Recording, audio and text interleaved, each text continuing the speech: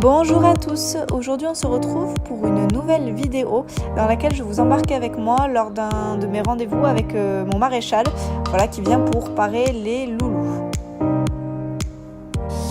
Donc voilà, pour remettre un peu en situation, mes 3 chevaux sont pieds nus, ils n'ont pas de fer. River et Kaina n'en ont jamais eu, Mega en a eu une grande partie de sa carrière sportive et il a été déféré des postérieurs il y a un peu plus d'1 an. Et des antérieurs, c'est assez récent, ça fait quelques mois. Donc en fait, mon maréchal vient simplement et essentiellement pour vérifier que tout va bien et puis pour faire le parage, histoire que... Donc comme vous le voyez sur la vidéo, Mega est en liberté totale parce que il bouge pas, lui il est là, il attend que ça se passe. Donc c'est super agréable de pouvoir bosser ses chevaux en liberté, là en l'occurrence leur faire les pieds sans qu'ils disent quoi que ce soit. Après voilà, c'est le plus âgé, c'est celui qui a le plus de bouteilles, mais moi je me régale de voir ça. Kaina en licol, parce que c'est une jument, elle est impatiente un peu, donc parfois elle avance, elle bouge un peu, donc le licol, c'est simplement pour lui rappeler qu'il faut qu'elle reste tranquille.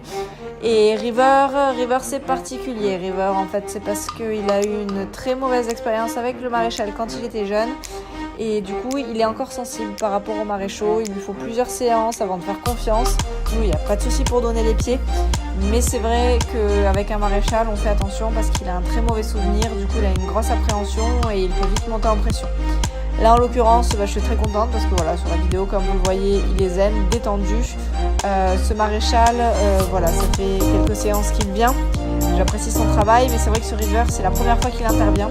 Donc on y va, on s'est mis d'accord avec lui, on y va progressivement. Donc là en fait vous voyez, il tape le sabot, c'est pas fort du tout, c'est simplement pour faire la désensibilisation, montrer à River que tout va bien et il faut juste rester tranquille, avoir un peu de patience, mais que tout se passe bien.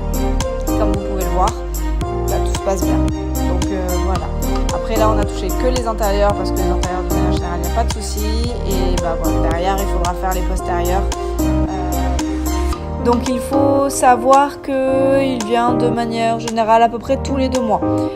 Et encore ça c'est une variante qui change d'un cheval à l'autre, d'une activité à l'autre. Pour des chevaux ferrés, c'est toutes les 8 semaines, 6 à 8 semaines, parce que du coup la corne pousse par rapport au pied et au fer du cheval, donc il y a des risques que le cheval se marche dessus, qu'il perde ses fers. Donc là c'est quelque chose à ne surtout pas négliger. Quand ils sont pieds nus, ça va dépendre de beaucoup de choses. Donc dans un premier temps, ça va dépendre du travail que vous faites avec lui. Forcément, selon l'activité que vous allez faire pieds nus, il va y avoir un suivi un peu plus régulier pour vérifier que tout va bien.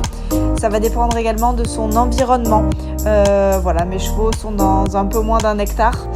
Du coup, ils bougent beaucoup. Donc c'est vrai que par exemple, les pieds des garçons s'usent très bien, pratiquement tout seuls.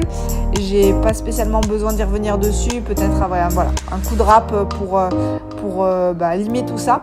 Par contre, Kaina pousse beaucoup plus vite et c'est vrai qu'elle a une pousse qui est particulière et du coup en fait qui est trop long, ça se finit en babouche, ça se fissure un peu.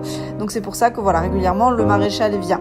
Mais c'est vrai que ça dépend de ces critères-là. C'est quelque chose à ne pas négliger parce que l'expression dit pas de pied, pas de cheval. Mais pour mon expérience personnelle, ils sont pieds nus, donc les River et Kaina depuis toujours. Et franchement, ils ont le pied sûr. Alors forcément, pour Mega, ça a été un peu plus délicat, la transition fer pieds nus, surtout qu'il avait été ferré toute sa vie. Au début, il était très sensible sur certains types de sols, il a même un peu boité. Mais en fait, c'était juste le temps que son pied se fasse. Et aujourd'hui, il se déplace très à l'aise aux 3 allures.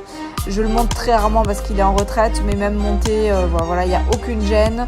Et du coup, moi, je suis ravie de ça parce que c'est une démarche que je voulais depuis longtemps, d'enlever les fers parce que, j'ai un positionnement, moi, pour les pieds nus.